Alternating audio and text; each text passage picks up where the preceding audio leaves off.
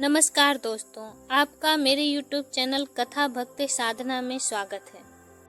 आज हम माघ पूर्णिमा और माघ माह के प्रयाग के संगम में 3 बार स्नान क्यों किया जाता है, इसके बारे में जानेंगे। माघ पूर्णिमा तिथि का विशेष धार्मिक महत्व है। यह पर्व माघ मास के शुक्ल पक्ष की पूर्णिमा तिथि को मनाया जाता है। माघ पूर्णिमा के दिन स्नान करने से आरोग्य के साथ सुख सौभाग्य प्राप्त होता है। माघ पूर्णिमा पर नदियों में स्नान करने के लिए लोगों की भीड़ लगती है।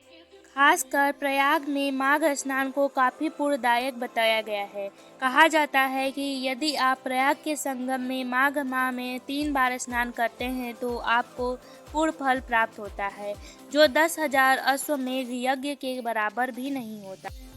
ज्योतिष शास्त्र में बताया गया है, पूर्णिमा तिथि पर जल और प्रकृति में विशेष तरह की ऊर्जा आ जाती है। इस दिन स्नान करने से कुंडली के ग्रहों की स्थिति मजबूत हो जाती है और सभी तरह के दोष भी दूर हो जाते हैं। स्नान करने के बाद पवित्र नदी में खड़े होकर सूर्य को जल का अर्घ्य देने से सूर्य देव की कृपा बनी रहती है और जीवन में मंगल ही मंगल बना रहता है। अगर संगम में स्नान संभव नहीं है तो गंगा, यमुना, कावेरी, कृष्णा, सिंधु, ब्रह्मपुत्र आदि पवित्र नदियों में स्नान कर लेना चाहिए।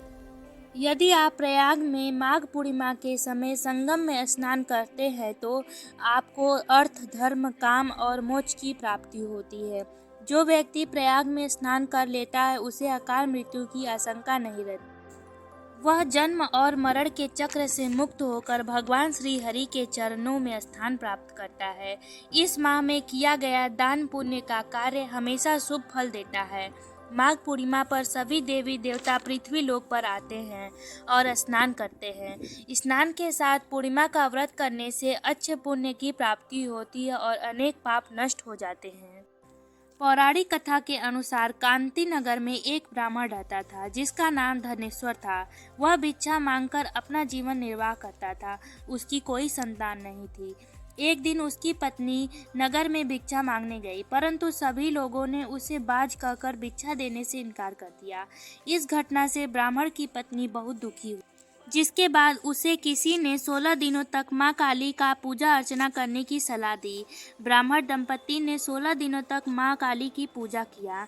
दंपत्ति की पूजा से प्रसन्न होकर 16वें दिन मां काली साक्षात प्रकट हुई और उसे गर्भवती होने का वरदान दिया।